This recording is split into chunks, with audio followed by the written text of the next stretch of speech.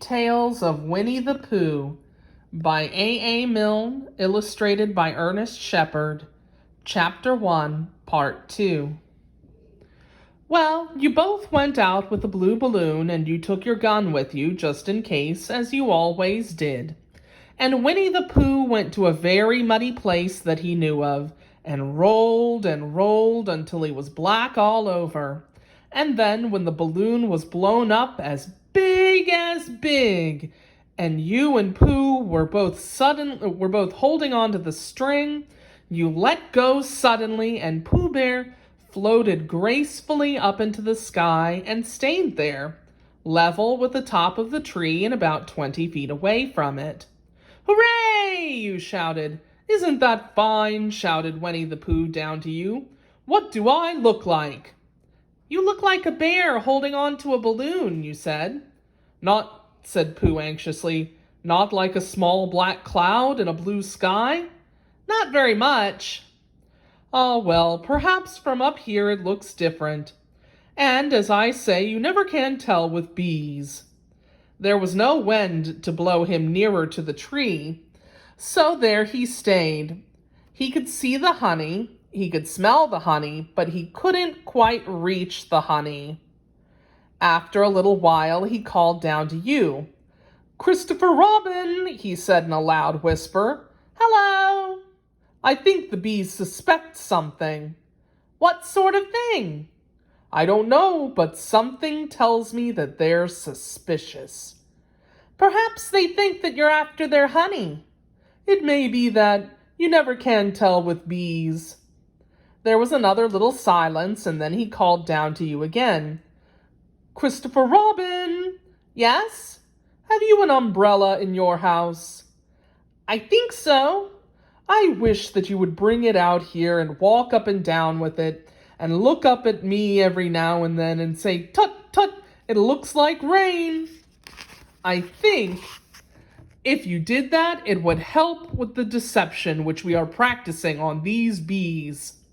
Well, you laughed to yourself, "Silly old bear," but you didn't say it aloud because you were so fond of him, and you went home for your umbrella.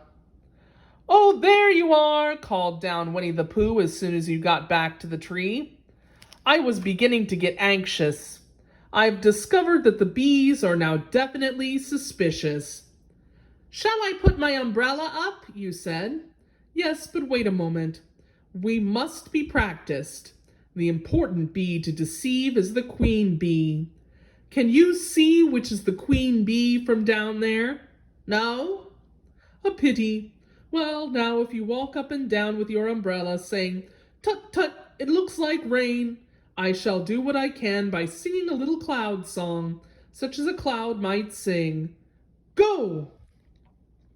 So while you walked up and down and wondered if it would rain, Winnie the Pooh sang this song.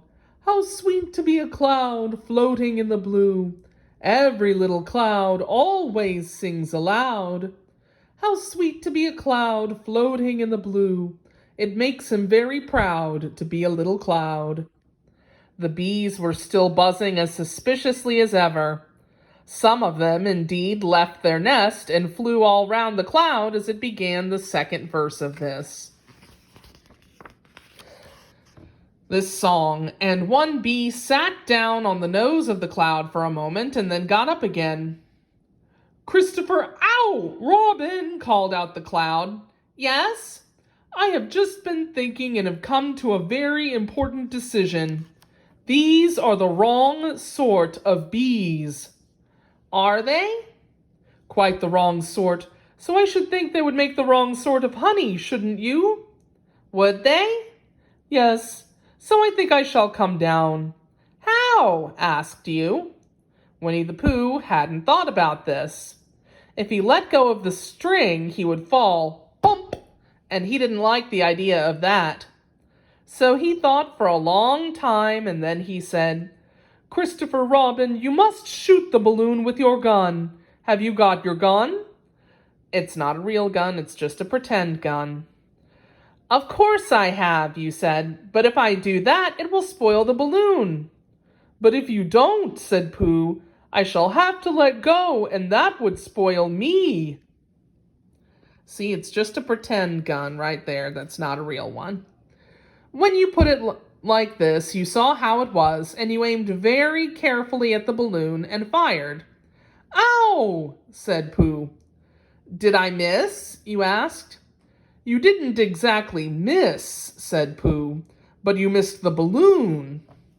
I'm so sorry, you said, and you fired again, and this time you hit the balloon, and the air came slowly out, and Winnie the Pooh floated down to the ground.